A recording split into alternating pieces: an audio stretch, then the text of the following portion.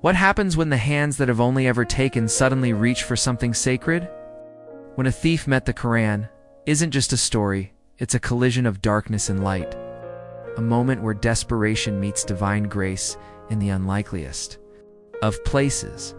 Imagine a man who knows every back alley, every locked window, every pocket to pick, but who freezes when he finally holds something priceless that can't be stolen. This is where our story begins, not in a blaze of glory, but in the quiet tremor of a thief's fingers brushing against a page that would undo him stitch by stitch. You've felt it before, haven't you?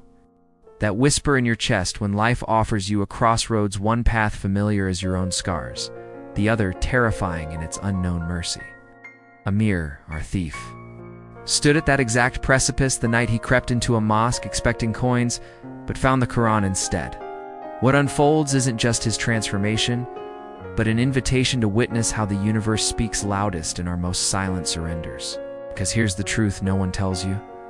Sometimes the greatest heists aren't what we take, what we allow to be taken from us.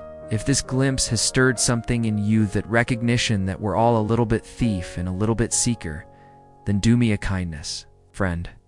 Hit that like button so the algorithm gods know this is the kind of storytelling that changes hearts. If you're not yet subscribed, consider this your personal invitation to a community where we explore these raw, holy moments together. Because trust me, you won't want to miss what happens when Amir discovers the Quran isn't done with him yet. The real theft is still to come, and it's not what you think. Asterisk, it was a cold moonlit night when Amir crept through the narrow alleyways of the city, his hands trembling not from the chill, but from the weight of what he was about to do. He had stolen before, but never from a mosque. Yet desperation had a way of blurring lines, and hunger gnawed at his conscience just as fiercely as it did at his stomach. The Quran lay open on a wooden stand, its pages glowing softly under a lone candle's flame, as if waiting for him. Something about the sight made him pause. The words on the page seemed to pulse with a quiet intensity, though he couldn't read them. He reached out, not to take, but to trace the elegant script with his calloused fingers. A strange warmth spread through his chest, an unfamiliar ache-like regret, but softer. What was it about this book that made his breath catch? Why did it feel like it was speaking directly to him, even in silence? Amir had spent years running from his past, from his mistakes, from the emptiness that followed him like a shadow. But here in this stolen moment, time slowed. The Quran didn't judge him, simply was steady and unshaken. And for the first time in years, he wondered if redemption wasn't some distant myth, but something as tangible as the pages beneath his fingertips. Asterisk, Amir's fingers lingered on the page, his thief's instincts warring with something deeper. Pull he couldn't name. The candle flickered, casting shadows that danced like whispers across the walls. He had come to steal, but now he felt like the one being taken piece by the weight of those unread words. A verse caught his eye, its meaning lost to him, yet its presence undeniable.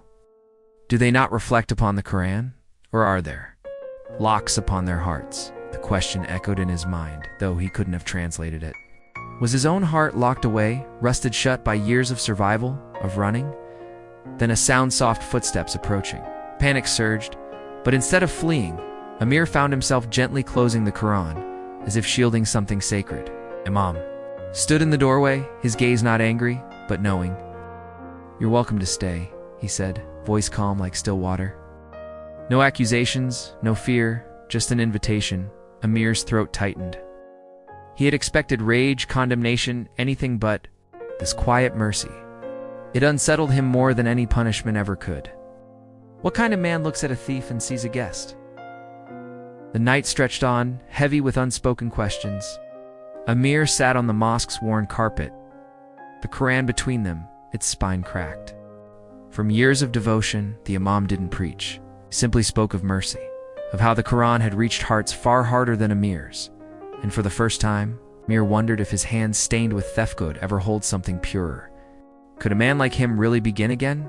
The candle burned low, but the words on the page seemed to glow brighter, as if answering a prayer he hadn't even dared to whisper. Asterisk, Dawn crept in like a shy guest, painting the mosque's walls in pale gold, but Amir remained not out of obligation, but because something inside him had quietly shifted. The Imam had left him with the Quran, saying only, "Sometimes the right words find us when we're ready to be found." Amir ran his thumb over the worn leather cover, its texture familiar, yet foreign, like a language half-remembered from childhood. He thought of all the things he'd held in these hand-stolen coins, broken promises, and wondered if they could learn to hold wisdom instead. He flipped through the pages, not reading but listening to the rustle of paper, to the silence. Between the lines, a single verse stood out, its calligraphy bold and patient. Indeed, with hardship comes ease. The simplicity of it struck him. Hadn't his entire life been a cycle of running from one hardship to the next, never pausing long enough to see the ease that might follow? The mosque's quiet hum, the distant call to prayer. The creak of old wood felt like an exhale after years of holding his breath. Outside, the city was waking, its noises sharp and insistent. But here, time moved differently. Amir closed his eyes, the Quran resting in his lap like an anchor. He wasn't a praying man, but in that moment, he understood what it meant to kneel without kneeling, to surrender without defeat. The thief in him still whispered warnings, leave before they change their mind, before this kindness turns to pity. But another voice, softer and older, asked, "What if you stayed?" The question hung in the air, delicate as the morning light. Waiting for an answer he wasn't sure he could give yet. Asterisk, days passed like pages turning, some crisp and new, others worn at the edges. Amir returned to the mosque each evening, not as a thief, but as a man learning to sit with his own silence. The Imam never pressed him with questions, only offered tea and the occasional story of those who had wandered in, lost and left found. One night, as rain tapped gently against the windows, Amir found himself mouthing the Arabic words aloud, their melody strange yet comforting on his tongue. Guidance, the Imam smiled, often comes in languages we don't yet understand. The Quran's verses began to weave into Amir's thoughts when he least expected, while bargaining at the market or watching children chase each other through the streets. The line between who he'd been and who he might become blurred like ink on damp paper. Started leaving small gifts instead of taking a basket of figs, a mended latch on the mosque's door. No one praised him for it, and that, he realized, was the gift itself. Goodness asked for no audience. One evening, as the call to prayer echoed through the streets, a boy no older than Amir had been when he first stole, glanced furtively at the mosque's donation box. Their eyes met in that moment. Amir saw the reflection he'd long avoided. He knelt beside the boy, not with words of reproach, but with a quiet question. "Have you ever heard a story that made your hands feel lighter?" The boy frowned but didn't run. And as the lanterns flickered around them, Amir understood, some journeys aren't meant to be walked alone. Stories like Amir's remind us that transformation often begins with a single moment of connection. If this journey resonates with you, consider joining our community on your channel name. Together, we explore the spaces between loss and discovery. Subscribe so you don't miss the next chapter. Who knows? The right words might be waiting for you there. The boy's name was Yusuf, and his hands told stories Amir knew too well. Knuckles, scarred from street fights, fingertips stained with the grime of survival. As the mosque's lanterns painted wavering shadows across their faces, Amir reached not for the donation box Yusuf had been eyeing, but for the Quran resting on its wooden stand. "This," he said, running a finger down its spine, "was the first thing I ever wanted to steal but couldn't." Yusuf's eyes narrowed with the suspicion of cornered animals, but he didn't bolt. The scent of rain on hot stone filled the space between them, heavy with unasked questions. Amir opened the book to a random page, his voice rough as he attempted the Arabic words, stumbling, halting but persistent. The verses about mercy clung to the humid air like the last notes of the evening call to prayer. Yusuf shifted impatiently, but when Amir whispered the translation, "And whoever turns away from my remembrance, indeed he will have a cramped life," the boy's shoulders dropped just enough to notice. Somewhere in the distance, a shopkeeper's shutter clattered shut, the sound sharp as the realization dawning in Amir's chest. He was no longer the one being found. He was becoming the finder. That night, as the first stars pierced the indigo sky, the Imam found two figures bent over the Quran, one tracing words he was only beginning to understand, the other pretending not to care as he leaned closer. The old man smiled and retreated silently, leaving the door ajar behind him. A warm breeze carried the scent of jasmine through the opening, mingling with the musk of old paper and the salt of unshed tears. Some transformations happen in an instant, like lightning splitting the dark. But this was the slow unfurling of a prayer neither man had known they were making. Their mirrored brokenness becoming something whole in the quiet space between. Verses, asterisk, asterisk. The pages between them became a bridge neither had expected to cross. Yusuf's calloused finger suddenly stabbed at a verse, his voice cracking with the weight of a question buried too long. What does this one say? Amir's breath caught the words spoke of orphans, of stolen possessions returned tenfold. The coincidence vibrated in the space between them like a plucked string. Outside, the muezzin's final Allahu Akbar hung in the air as if waiting for their answer. Amir realized with a jolt that the Quran wasn't just transforming him, it was using him as a vessel. And Yusuf's trembling finger was tracing the outline of a destiny bigger than both their scars. Then came the moment that split Amir's life into before and after. Yusuf's hardened exterior cracked open like a pistachio shell, revealing the raw confession inside. I took money from here last week. The admission hung between them, glistening with both shame and strange relief. Amir didn't react with shock or anger, how could he? Instead, he placed his own scarred hand over Yusuf's, their combined grip wrinkling the page slightly. I know, he murmured. So did I. The mosque's single hanging bulb flickered just then, casting their intertwined shadows against the wall, a monstrous, two-headed creature transforming in real time into something resembling forgiveness. Dawn found them still there, the Quran now closed, but its presence humming between them like a third heartbeat. The first worshippers would arrive soon, but for now, the world consisted only of wooden prayer beads clicking between nervous fingers. The occasional sniffle Yusuf tried to disguise as a cough was the unspoken understanding that some chains can't be broken, only transferred. As the morning light painted gold stripes across the carpet, Amir understood with terrifying clarity that his redemption wasn't in the staying but in leaving. Not for himself this time, but for the boy whose eyes now held the same desperate hope. Amir had carried into this mosque what felt like lifetimes ago. Asterisk, asterisk. Amir stood at the mosque's threshold, the first morning breeze carrying the scent of baking bread from the nearby souk. Behind him, Yusuf sat cross-legged with the Quran open in his lap, not reading yet, just learning the weight of it the way Amir had weeks before. The realization washed over Amir like the call to prayer. His hands no longer itched to take, but to give. The leather wallet in his pocket, stolen from a tourist 3 towns away, suddenly burned against his thigh. He knew every crease in that wallet, every smudged receipt, and for the first time, he imagined the stranger's face when they'd discovered their loss. The Quran's whisper in his mind was unmistakable. Reparation is the sister of repentance. City streets Amir had once navigated like a shadow now seemed illuminated in a different light. Merchants he'd stolen from waved absent-mindedly as he passed.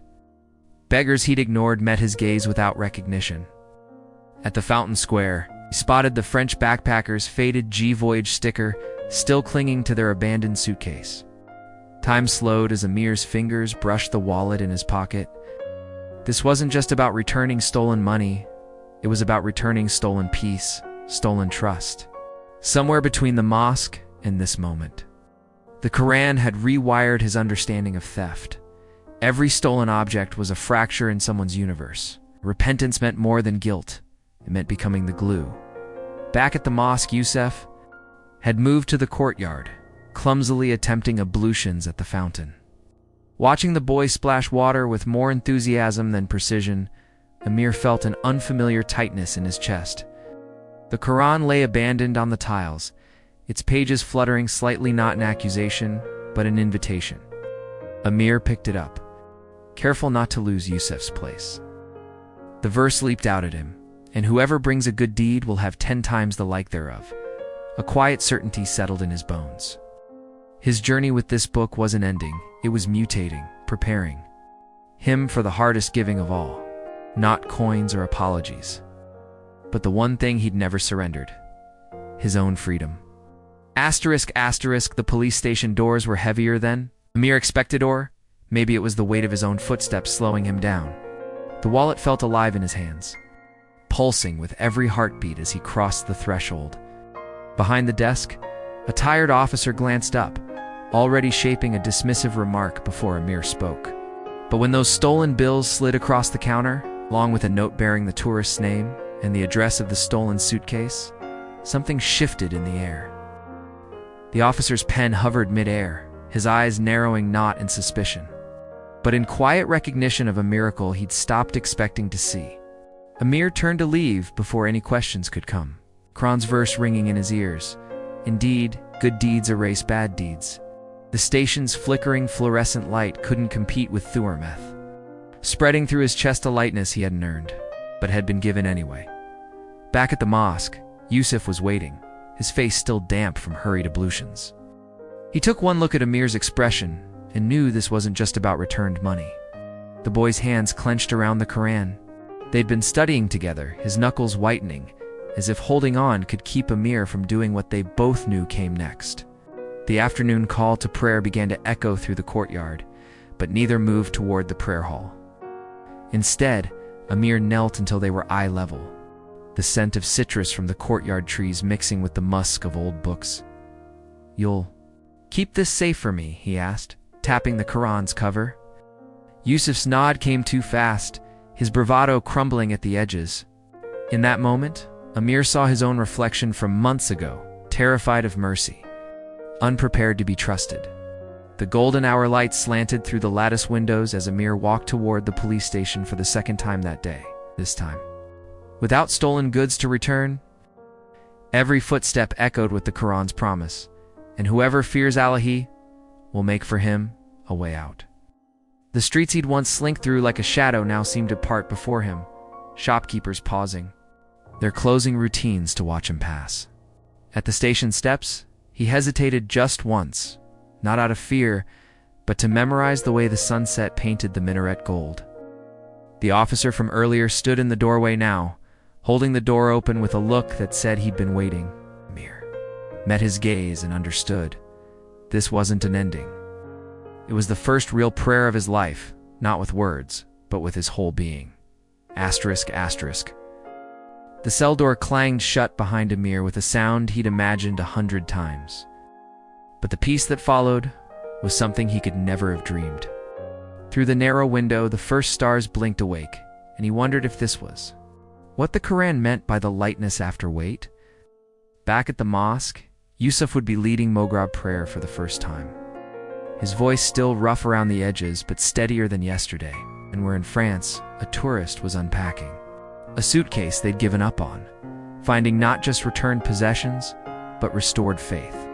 And here, in this quiet space between breaths, Amir discovered the final miracle. Chains that once bound him had become the sacred beads counting his freedom. The Quran's promise had been true all along. Redemption wasn't about erasing the past, but transforming its meaning. Thank you for walking this path with Amir and Yusuf. Stories like this don't just belong to those who live them. They're mirrors held up to all of us. Maybe you saw yourself in Amir's struggle, or Yusuf's hesitant hope. Perhaps it reminded you of your own unspoken prayers. That's why I'm asking you to share this video, not just because it's a moving story, but because someone in your life might need to hear that change is possible, that no heart is too damaged to begin again. Leave a comment telling me what moment resonated with you most. Was it the flickering lantern light, the weight of the wallet returned, or that breathtaking final walk to surrender? As the screen fades, another video will appear, one that continues this conversation about second chances and the unexpected places we find grace. Click play when you're ready, because the truth is, our stories don't really end. They just become bridges for the next soul who needs to cross. Until then, may your own path be illuminated not by perfection, but by these messy, beautiful steps toward light. Asterisk.